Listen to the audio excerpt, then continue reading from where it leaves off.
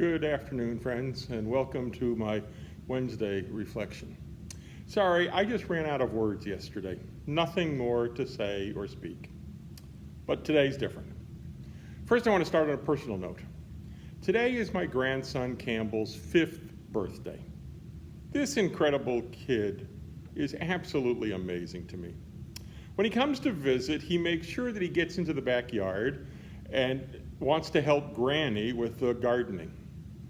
He loves to pull weeds and trim the plants. On a recent trip up here, he went out in the backyard again trimming plants and put the trimmings into a container for our dinner centerpiece. What a thoughtful child. He also loves to look for and find all sorts of wildlife. He turns over rocks in our backyard looking for snails, which he then puts in a container, hoping he can take them home and release them in his garden.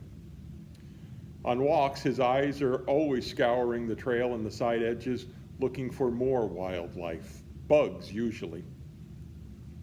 Over the weekend, we celebrated his birthday with him having his birthday dinner, hamburgers and french fries, yes.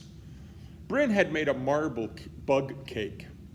On top of the cake were 5 different bugs made from that eatable, sugary fondant stuff. Campbell wanted 2 bugs with his slice of cake and then proceeded to eat the 2 bugs first in rather quick succession. A few minutes later, he was holding his stomach and saying, "My stomach hurts."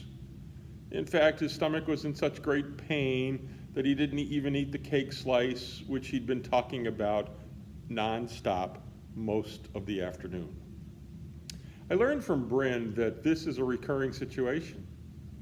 He had attended a friend's birthday party back in February and consumed a great deal of sugar and then complained about his stomach aching.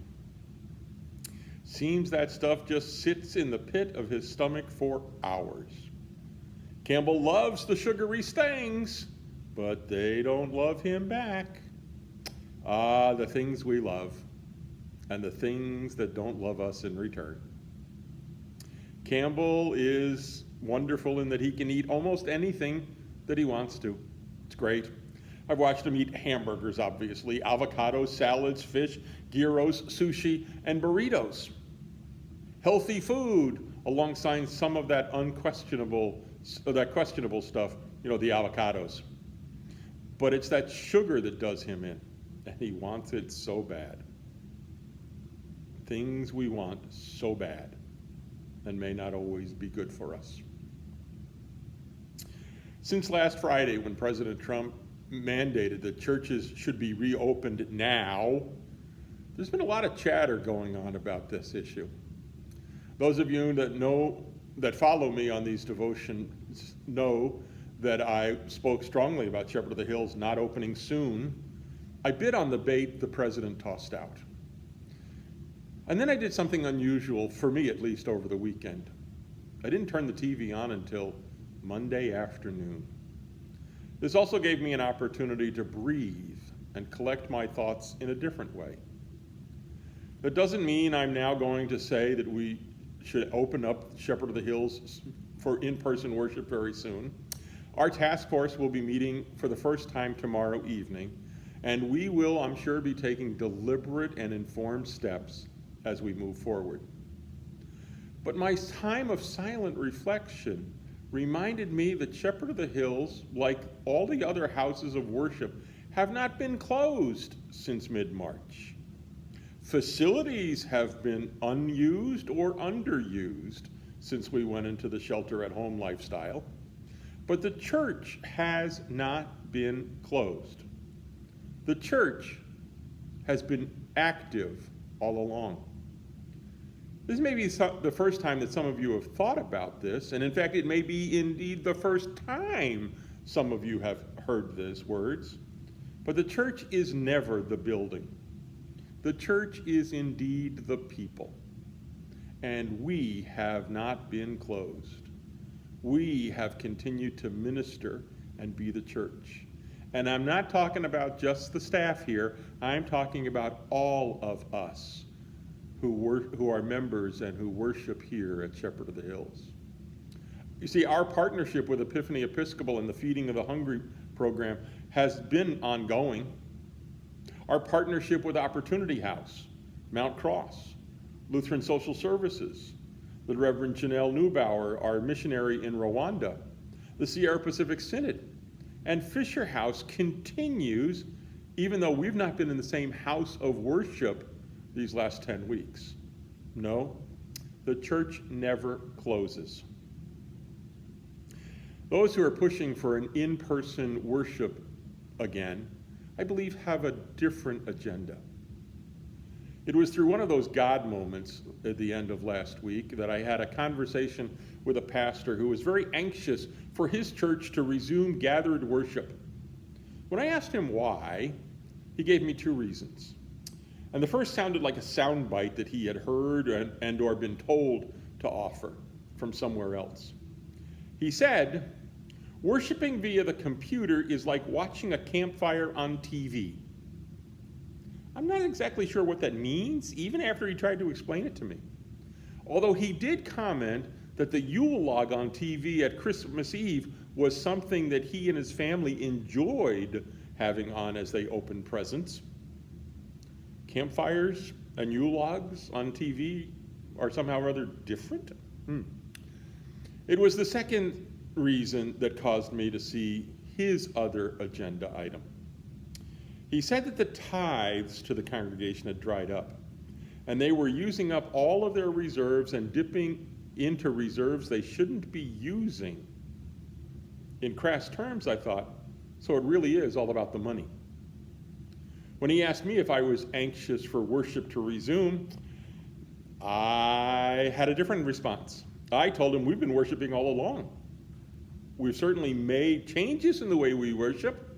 I said I never expected to be on Facebook or to have a YouTube channel in my ministry career, but we are proclaiming God's grace and love.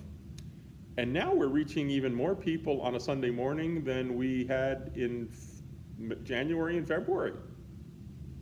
God works in mysterious ways, wonders to perform. I also told him that we were not facing the same money issues that his congregation was facing. I asked him if they used online giving in their congregation. He said, no, not really. I asked if the staff had said anything about continuing sending in your offerings each week. And he said that people really like to put their tithe envelope in the plate when they come to worship on Sunday. Seems to me like there's some stewardship education that could be taking place in that congregation, just waiting to happen. Was I anxious for in-person worship to resume? Sure, I am, because I crave the personal contact we all have. I suspect you are also anxious for it to resume for the same reason, craving the personal contacts. I did say that I am willing to wait until I can be more assured that people will be okay when they come dribbling back to in-person worship. When the conversation was over, I reflected on it, and I realized two particularly important differences in what was said. I kept talking about in-person worship, period. He kept talking about worship like it wasn't happening. Second, I paused to give thanks to God for the very generous saints that call Shepherd of the Hills Lutheran Church their home. Your giving has been a blessing to you and to us. Your giving has made sure that this church is not closed. I continue to look forward to seeing you on Sunday. For the foreseeable future, I'll love to continue to read your comments online, and there have been some wonderful ones. Thank you. And until we do meet again in person, in worship, in small groups, please remember, always, wash those hands. I know, They may be drying up and falling off by now, but wash the hands. And Joan reminds me, use moisturizer after the washing. Stay home if you're sick. Love one another.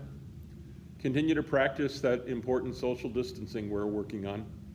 And of course, Sergeant Esterhaus dismisses us and heads us out onto the mission field with the words, "Be careful out there."